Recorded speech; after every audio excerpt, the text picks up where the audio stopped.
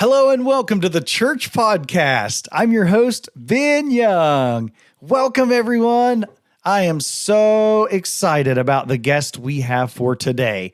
This gentleman I first met back in 2006 when I first started attending Rhema Bible Training College. He has been such an inspiration to me in so many ways. He'll discuss a little more about what he does, but just lay to the groundwork. He is the owner of his own marketing agency. He is also the chaplain of the Greater Naples Fire Rescue. And just recently, as of the recording of this podcast, he just became the campus pastor or location director for Grow Church in Naples, Florida, where he resides. Please join me in welcoming my great friend to the podcast, David Wildman. Welcome, David. Ben, first of all, it's so good to see you. It was only a matter of time for the two of us to end up on a podcast. I'm glad it's something church related and not like a murder mystery or something like that, because we have plenty of stories to tell. Yes, we do. But yeah, I remember the day we met 2006, and it's so funny now in the rearview mirror because you are such an incredible, talented, gifted man in so many levels, and especially on audio. And I remember you shadowed me at front of house at Rhema. And I was like showing you the console and teaching you stuff. And then later on, I realized of how much you actually know, that you went to college for all of this. And you were so gracious to be like, oh, okay, humoring me as I'm teaching you. I'm like, I had no business teaching you. But no, I remember that. You taught me tons. You didn't realize it, but you did. Yeah, probably and what not to do. But since then, I mean, a friendship has just flourished over all these years. And the stuff that we went through, the states that we traveled to, the amp racks that we checked whether they were muted or not, and I mean stories, so many stories. But yeah, I mean, since then I left Tulsa in 2014. Wow, that's almost going on 10 years pretty soon. And my wife and I we moved to Naples, Florida, and that's where we still currently reside. We got a 6-year-old named Liam that keeps us really busy. He's an answer to prayer. It took us 12 years to have a child. That's a whole separate podcast. But he's an answer to prayer. And yeah, we're involved in several different things here in Naples. First and foremost, I mean, I own my own marketing agency for the last 5 years, Wildman Design Incorporated. So we help, customers of any really large, small business, church, nonprofits with their marketing needs, websites, strategy. I'm honored to be the StoryBrand certified guide. So we utilize that StoryBrand framework with almost every client that we bring on.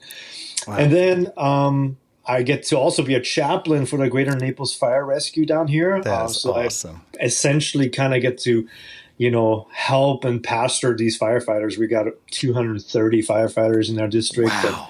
So there's always something to do. And then really just as of recent news, we just accepted the role as campus pastors or location director for Grow Church, which is down here in Naples. We're starting a new location in January. And so April and I get to oversee that. And we're launching January 21st. So this is our dip back into ministry after being out of it for 5 years, really. Wow. So it's exciting. Yeah. That is amazing. Oh my goodness. Wow. Yeah. I'm just honored because, man, it's just cool. And that kind of leads me kind of to one of the questions I was going to ask. I've got several rolling around, but I saw that Facebook post that you had posted, like, hey, talking about being on staff at a church. So tell me a little bit about about how so you were on staff for a while, you were on staff with me, and then, different things changed. Tell me a little bit about that. How, did you have to take some time? Did things, good things, bad things happen? Tell me a little bit about that journey. Yeah. I mean, here might be a good title for your episode. I would put it under Serving God with Two Middle Fingers. That's where I found myself. And anybody that listens to this that's been like in church staffs or church production or church leadership will understand what I say with that. Growing up in ministry, my dad was a pastor. Ministry is what I knew most of my life. Yeah. Of course, we met at Bible college, and I was on staff there for 10 years, 11 years, something like that. And then we took a church job here in Naples at a different church, and I was there for 4 years. And I found myself to the point where I felt like I was serving God out of obligation I looked at God as my employer and not my heavenly Father anymore. Wow. I'm a very task-driven person naturally. Yeah. And so when you're very task-oriented, it's very easy for it to just become about the job and become about the next project that needs to be done. And before you know it, you just see people as interruption. You see people as nuisance. You get annoyed with people. And then, throw on top of that some, interesting leadership dynamics that you find yourself in on staffs and all this kind of stuff. And you find yourself in a spot where you start just dreading it. You're drained. You're exhausted. You become jaded. Yeah. We cover it up with sarcasm, with cynical humor. Yeah. And we kind of excuse it away, right? That's just how we do it. And I found myself in a very toxic spot. And I realized I needed to step away from it. And at the end of 2018, early in 2019, that's where I found myself. Okay. And I kind of parted ways with the job at that church that I was on staff at. And I wish them all the best. They're still doing great things for the Lord. I wish them nothing but the best. But for us, it was just like, it was a mutual parting at that point. Yeah. And so I found myself, I'm like, okay, well, do we just go back to Tulsa? My wife is from there. And we had an opportunity to possibly go back. And God's like, no, I told you to go to Naples. Wow. So start your business. And he knew that he needed to almost set me aside. I remember, you probably remember that story from Bible college. Somebody told it. But it's like every 7 years or so, a field has to rest for a whole year for it to actually bear fruit again. Oh, wow. That's good. Yeah. I forgot and about so we started attending what's called Grow Church here in Naples. That was the church we said we'd never go to, by the way. Oh, wow. Because everybody went there. It was the competition, so to speak, which was completely twisted thinking. Wow. Yeah. So we tried a few different ones, and my wife just looked at me. She's like, we have to try it for ourselves. Yeah. So we did. We went there, and I remember the day we drove away, we looked at each other, and we just said, dang it. We knew that was the church God has us. But here's the interesting thing. Our instinct was, let's jump right back into it, right? April was like, okay, go to worship team. I started making friends with the production team. And Pastor Evan Malberg, I'm going to point him out by name because he's a dear friend, and he was over production at the time. He's the creative director, or was the former creative director. He's on staff there. He had enough sense to know what was going on with me, even though he barely knew me. Wow. And he said, no, I'm not taking you on in production. Wow. I'm going to put you with people. So he put me on a team where I had to go from row to row before the service started and say hello to people and check on them. Wow. Which was the most uncomfortable thing for me to do. It was not what I wanted to do, really. Yeah. And for a whole year, I found myself not doing what I usually did in church. I sat a lot in service. I learned how to raise my hands again, like seriously, basic stuff. Yeah. I went through a curriculum called Freedom. I don't know if you heard of that. That's for Church on the Highlands. It's a 12-week course called Freedom. Oh, wow. No, I haven't heard of it. And of course, the old me, I sat in the audience. I was like, well, that's for the really twisted people. I don't need freedom. And I remember the pastor staring straight at me, Pastor Tracy. She looked at me. She was like, everybody needs to go through that. And I'm like, oh, fuck. So I did, and it really cleaned up a lot of stuff in my life. It eradicated a lot of the old habits, unforgiveness that you're holding on to, bitterness, all the things that the enemy just tries to hold you down. I'm not saying you're possessed, because that's not the case, but there's just heaviness. There's influences that can hang on you, right? Oh, yeah, and totally. Yeah. And so I recommend that highly to anybody. A lot of churches offer that in their small group curriculums. And after that, I finally felt like I was emerging it. Wow. And then it was still another almost 4 years until we now join the staff again. And honestly, Ben, I mean, I still fight moments where old feelings come back, right? Yeah. And now and this is like a counseling session. So, because now on top of that, I've gotten used to, for the last 5 years, to work on my own time, my own schedule, be my own boss. Yeah. Now somebody tells me I have to be in an office again from 8 to 4, 2 times a week. And I'm like, I don't want to do that. Right? Yeah. Why do I want to do that again? But of course I want to, right? And so it's just one of those things that just getting used to it. So if anything else, I don't we should never trust our feelings anyway. Feelings are great indicators, but they're terrible leaders. Oh, that's great. And so I've learned that too, of like, don't trust your feelings and all of that. Yeah. You know, Wow. because they can be deceptive. Wow. So anyway, that's how we ended up here on that. I don't know what your question was, but that's wow. Well, I got more than an answer, which is great.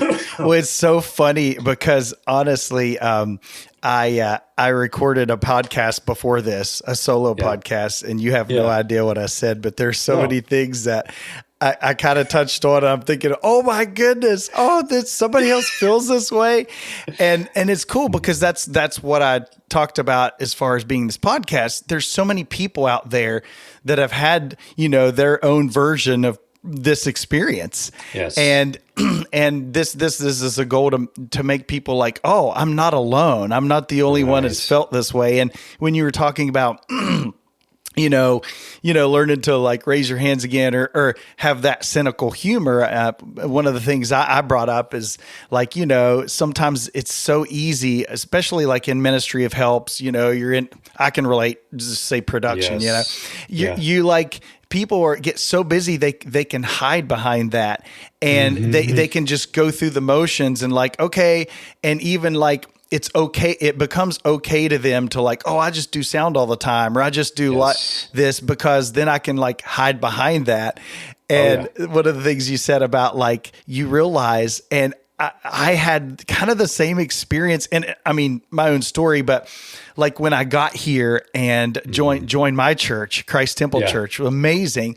I was the same way. I was like, okay, like I actually like downloaded the offline software for the console that they use. And I'm like doing the show and learning it. And I'm doing, this is going to be great. And then thank God my wife and I talked about this. Now I won't bear repeat. I won't repeat all of it, but my wife had enough sense. She's like, are you, listen, maybe we should just kind of like, and it was a godly thing. It wasn't her trying to like not get me to serve, but she heard from God. And I tell you one thing, and like I said in the past podcast, I was just like, those services I would sit in, I would just like be bawling. And I'm like, what is wrong with me? And you realize a lot of things that you were able to kind of hide behind and you realize the healing that you need and the opinions that you formed and things like that. So I can totally relate. And obviously I'm sure there's so many people out there that are listening that can relate. Oh yeah. So that was very one prevalent. Oh my goodness. Well, so I guess you really told the story, but I guess, I really was going to ask you, like, what was the push to get you back? But honestly, you really explained that, how you had a pastor, or the pastor that had enough, that knew, and it's like, I need to have him do this, So, oh my goodness, that is amazing. And so it kind of leads me to my next question and see what your opinion is. So what do you think about, you were in production and different parts of the ministry. How important do you think is it for people to, or what would you suggest to help people not kind of get into that rut or like not be, okay, I just serve all the time? Would you? Yeah. I think basic disciplines need to be in place. Just last week, I was in a training for CISM, which is Critical Incident Stress Management. That's part of my chaplaincy training. So it was a 3-day course, mostly related to fire service and first responders personnel, and helping them kind of keep some things in check because they see the underbelly of society every single day. Oh, wow. And you get exposed to trauma day after day. You start developing all sorts of habits, very similar to ministry, honestly. Wow. And we call it a death of 1,000 cuts. It's never just the one event, but it's the 1,000 interactions that bring you to the point where a lot of first responders get to the point of suicide, for instance, and stuff like that. Wow. And the instructor, who was an Italian, had a really interesting analogy. He showed a pot of his sauce that he makes. So it's pasta sauce, right? Yeah. It cooks all day. And he talked about that the main differentiator of his sauce is the quality of the ingredients. Oh. And he actually put the whole recipe on the screen, and we all took a picture of it. We're like, oh, we're going to rip his sauce off, you know? And he said that really your makeup of every day that you have all depends on the ingredients that you put in, right? Wow. So nutrition, your sleep, your balance to your job, your spiritual disciplines that you have, right? And we talked about this in the context of chaplaincy and first responders. Yeah. But it's true for your ministry. So if you don't have daily time with God, if you don't understand who God is in your life, that he is your heavenly Father, first and foremost, that he sent his son to die on your behalf, that's your savior, right?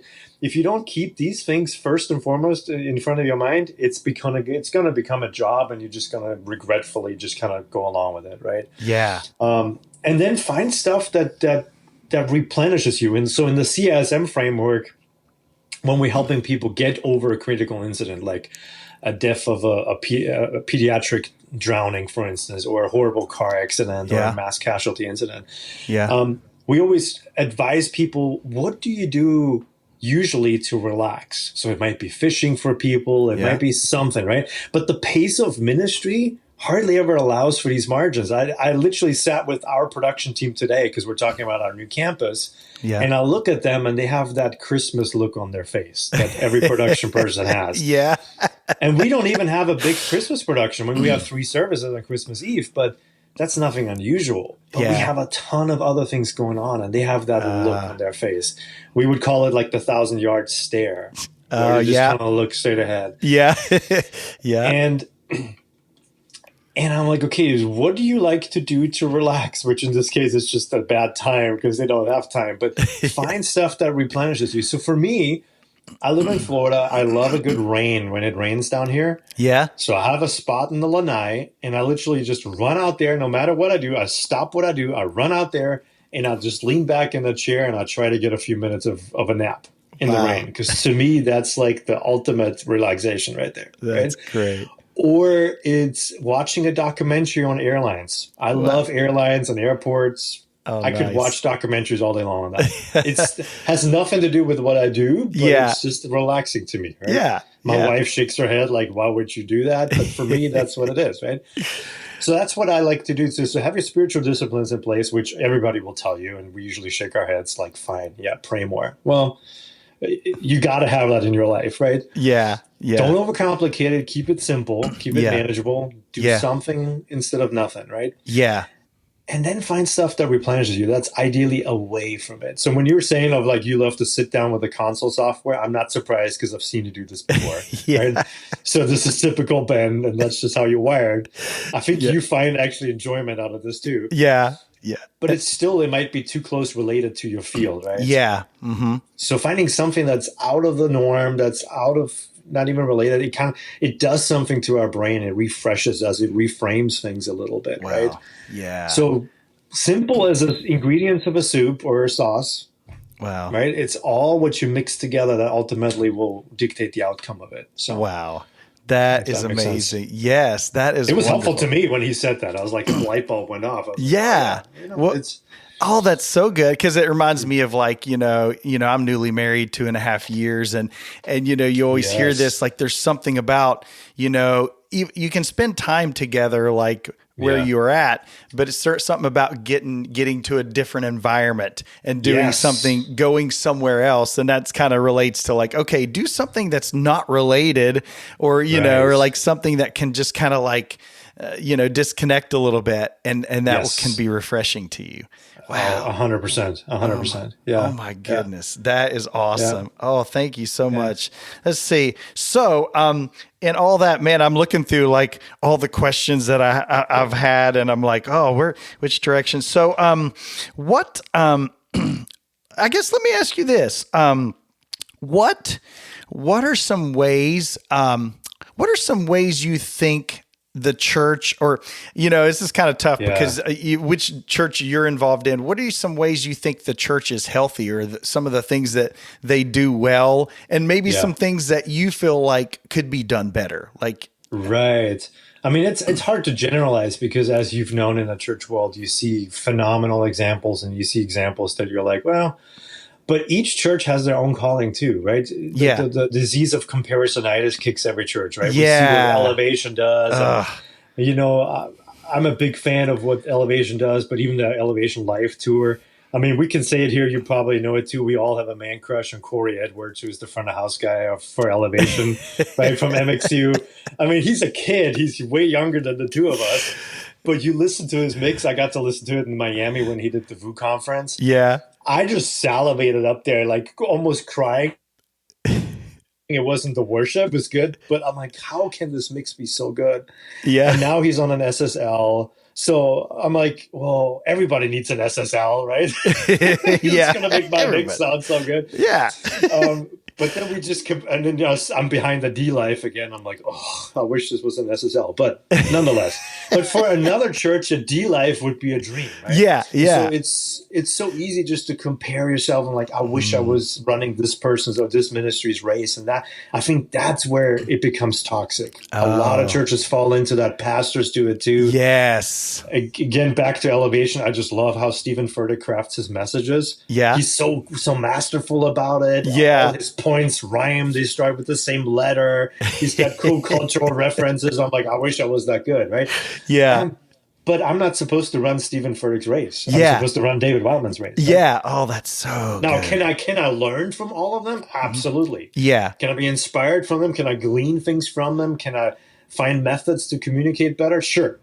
Yeah. But don't become a copy of them, right? So I think that's, even businesses do that all the time. They just want to do what the business down the street does, and then they wonder why it doesn't work. Right? Yeah, yeah. And so I think if there was something like that, I think that might be the main point where churches stumble, because it's hard for me to. Why would we point at a church that still uses PowerPoint for their lyric presentation? Yeah. Versus ProPresenter? I'm like, well, that's what they have in their budget, and the volunteer knows how to run PowerPoint really, really well. Yeah. So why would I point to that, you know? But I mean, another interesting thing happened a few years ago. Obviously, we know the pandemic was kind of a great equalizer in a way. Yeah. Not just for the globe, but also for the church world, right? We all had to pivot and shift in how we communicate. And all of a sudden, every church was a streaming church, and everybody bought camera equipment. Yes. And so it was interesting to observe what churches did with that. And some understood the signs of the times and jumped on it and did good, and other ones bucked the trend, right?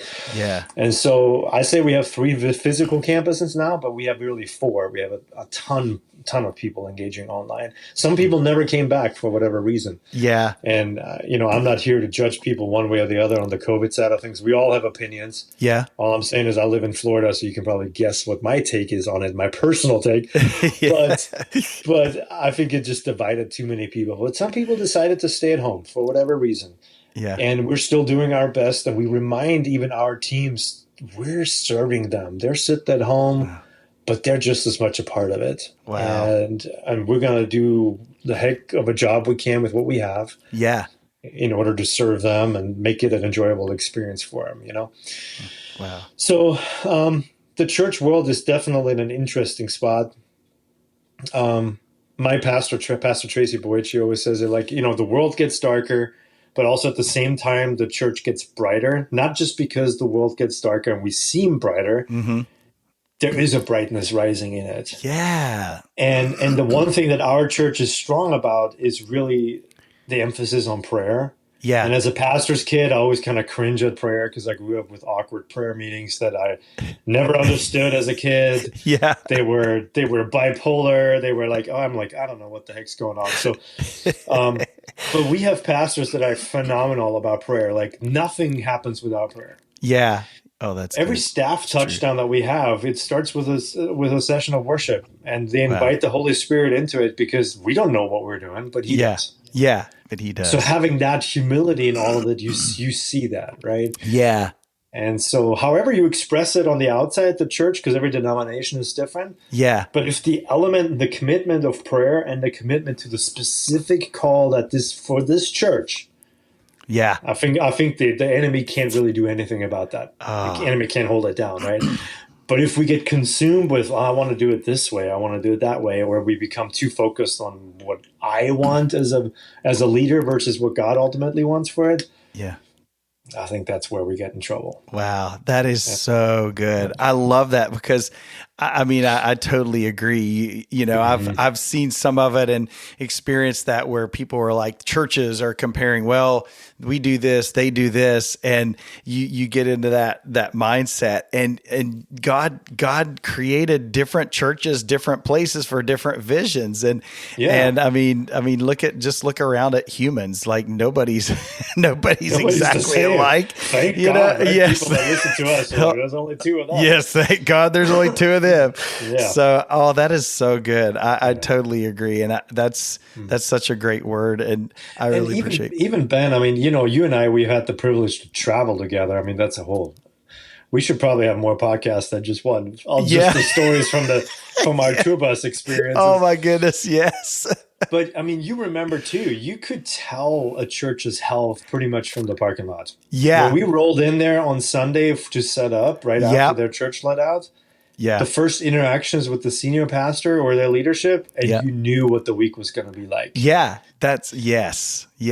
I totally. And some I was like, can we just turn around and leave? Yeah. and some I was like, can we just stay forever? Can we stay for let's stay for the summer. And you could tell even the outcome of the meetings because our pastors, you know, the Hagans, I mean, they're like parents to us still. Yeah. Right? I mean, what wonderful leaders to serve. Oh, yes. Amazing. Love them. And they always did very similar things. You know, the messages that we brought, they were very similar. And you could just see how little or how much was accomplished based on the environment of that church. And it spoke volumes of that, right? Yeah. What a great experience to do that. And it really was. Yeah. Yeah. But I totally agree. You could know and you could tell, you know, and what shape the church was in. And wow. So this is this is something that I've really wanted to ask you, and this is a place where I'm at in my life. You know, this got a little shift, but I wanted to ask you your thoughts on about. Okay, what's the importance of having mentors, and you know, about how does that fit in your life, and you know, how do you think it should fit in others' lives? Right. I mean, we even just mentioned a few people already that we know that we have common mentors in that. And, I mean, honestly, I probably could be better at that, and maybe I'm just like thinking about it too complicated. You know, sometimes we think of a mentor of like, oh, I have this official relationship where we enter this contract and we shake hands and we do trust falls and we give each other challenge coins and saying like, you're my mentor, you're my sensei now, right? Yeah. I think it's really more about having these 3 to 5 people in your life that you can confide in, that you can be brutally honest with.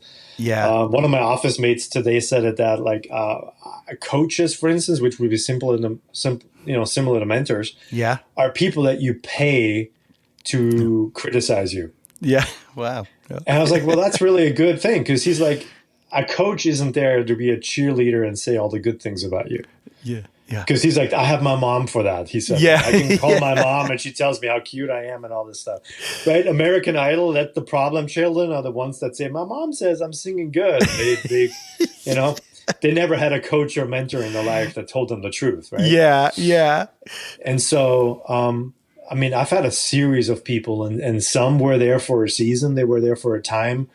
Some mentors even just showed me of what not to do. Yeah.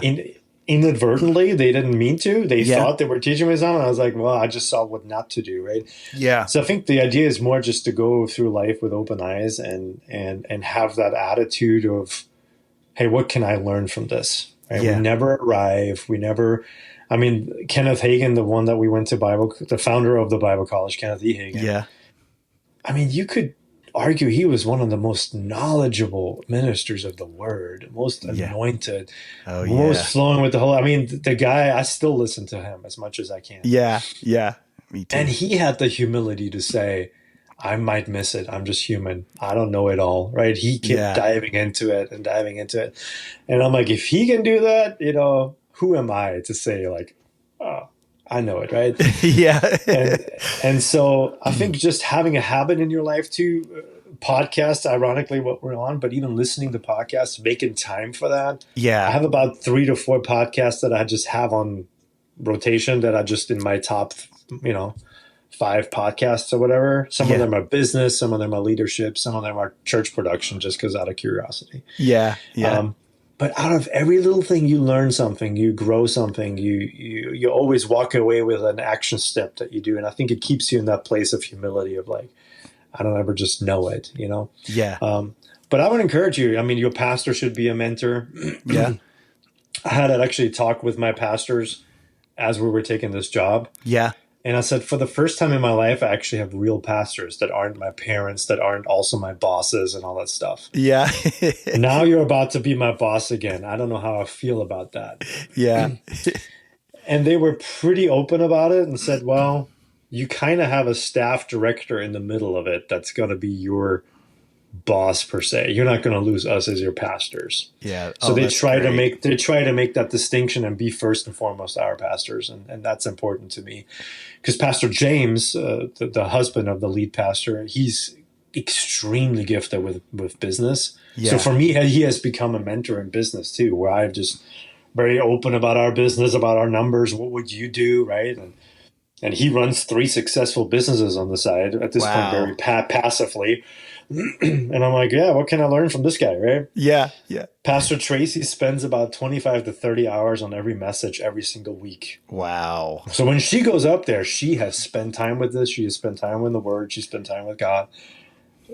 You betcha she's a mentor. Yeah. I'm yeah. looking forward to. I'm like, what can I do better when I, step up to the stage? So, yeah. I mean, it's crucial. Even chaplaincy, I have people that walked ahead of me, right? 10, 20 years in chaplaincy. I'm like, so I go pay him lunch. I invite him for coffee. I'm like, what would you do if Yeah.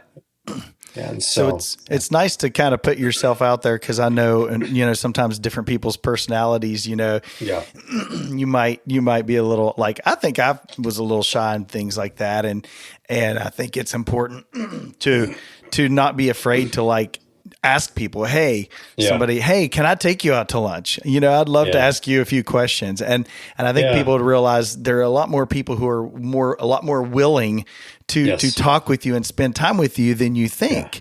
But I encourage people out there too, just to step out and like, hey, don't be afraid to do that, because, and you can learn so much and people will be willing to talk with you. One thing somebody told me before, like, it's your responsibility to seek them out as a mentor, not the other way around. Right. Wow. Yeah. And also your responsibility then to follow up and say, hey, can we grab another coffee? Can we do this? Like, be more proactive. Don't just like, well, you're my mentor now, and then sit back and be like, so what are you going to do with me? Right. Yeah. We all have busy lives with all this stuff, Yeah. And so, but Craig Rochelle, who is a great leadership coach, obviously pastor of Life Church, he has a famous saying is like, people, no, I had it and I lost it. Hold on a second. People follow a leader. Oh man, you're gonna have to cut that out. That's right. People rather follow a leader who's always real than someone who's always right. Oh wow, that statement sticks with me too. Even as a business owner that has a team of contractors and employees with us, and now as a pastor, I'm like, I'd rather be open and honest about my shortcomings. Wow. And even just having that teachable attitude of like, what can I learn out of this, is being real instead of being always right. Oh right? My goodness. I mean, we've seen it too. We've seen people that are insisting on always being right, and they built this fake world around them. Yeah. Where they have only yes men around them because that's all they've trained. Right. Yeah. Yeah. Oh, I think that speaks volumes, and people that just right there just speaks volumes. Like I want somebody to be real. I'm okay with like, hey, I'm okay with them like saying, hey, oh man, I missed it there or whatever. Yeah. I want that. I want to know the genuine person, and I think especially in ministry, I'll just say, I think that's very important in ministry. I think, we've seen so many people. I just feel like that's important. I'll just leave it at that. So I'll just leave it there. Yes. So just to wrap things up, what would, I guess, and you might have already answered this really, but I guess as you know, now as and you're all these different positions, all the roles you play, the things you do, what is the one thing that keeps you going, or what is the most important thing in what you do? Maybe that's a better way to phrase it, that you would tell everybody, like, hey, what's the most important thing to that I need to stay on top of, or, you know, in all I do, in all you do. So that's probably going to be, I don't know if that's a universal answer aside from the universal truths that we know, that you got to have a good relationship with God. You got to have those priorities in place and at least have some sort of touch points with him. Yeah. It doesn't have to be long, but it has to be something, right? Yeah, definitely. But then it really depends on your individual situation, right? So for me, you know, I've been married for 18 years and we have a son that's 6 years old. So for me, when in the last 5 years of building a business, I had a choice sometimes to say, I can either hustle and grind. This is what the world tells me to do, right? Yeah. Work all night. I got to have my company to the $2 million mark within 3 years. Otherwise, I'm not a success, or whatever, you know, all these numbers that we throw around. Yeah.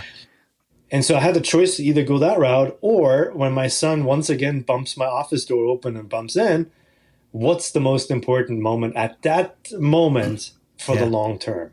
Wow. Is it making that client happy that might walk away anyway? Yeah. Or just once, you know, whatever. Yeah. Or is my son, who I still want to be able to talk to in 10 years from now, Yeah. I want him to still come to me 10 years from now. Yeah. Right? When the stakes are even higher than just like, hey, I want a snack. Wow. What do I do right now that's going to have the biggest long-term impact? Yeah. And then the choice becomes really clear. I'm like, I'm going to walk away from this. I'm going to get on the floor with my son. Period. Right? Yeah. The company might take 5 years longer to get to that point. Yeah. But at least I'm bringing the people that matter the most to me in my life, I'm bringing them along for the journey. Wow. Right? Because other people, they skyrocket to the top, whatever it is, in ministry or whatever, and then they turn around and nobody's left with them. Right? And I don't want that to happen. Yeah. So I think that would be one thing, like try to find out what truly, truly matters in your life. Yeah. And then the other one that I'm kind of realizing is the importance, and there's a car reffing outside my door right now. You probably hear that. That's awesome. I'll tell you why I hear in a second. But man, perfect time. Perfect timing. And I think it's a motorcycle. So, for all the listeners, we're recording this in December. Our neighborhood in Naples, you can look it up, Victoria Park in Naples, is known for its Christmas lights. The entire neighborhood is like Griswold's. So every house has to dress up. And so our whole town drives through as a free attraction through our neighborhood. So every December, it's just a parking lot out there. And so that's why. Wow. So anyway, cheers to that. Cheers to that. So find out what really matters in your life. So whether it's your family, that obviously would be the closest one. But then the other one that I'm kind of realizing is really your health, your personal health. Oh, that's good. And so for me, if it means like I got to get up at 4:30 or 5 o'clock, which that my alarm goes off around that time. Wow. I get up, I put my workout clothes on, and I go in the living room and I do a video workout. Wow. At least I do half an hour of something. Oh, that's right. good. A bad workout is better than no workout. Yes. And so I'm doing something. I used to do long distance running. That just kind of went out the door once we had a kid because it's just so time consuming. I enjoyed it at the time. Now it's almost more of a burden. So my workout kind of shifted. And I'm by all means not a buff guy or whatever. But what I didn't realize is also it's your mental health that goes along with it. Yeah. Just having a half an hour. And a common friend of ours, Vidar Ligard, remember him? Oh, yeah. He's a missionary over in Kenya. Yeah. He recently issued a statement of like, you need to torture your body before it's 50 because after 50 it will torture you if you didn't do it before. Oh. So you have a choice. You either torture it before or it will torture you afterwards. Oh, that's good.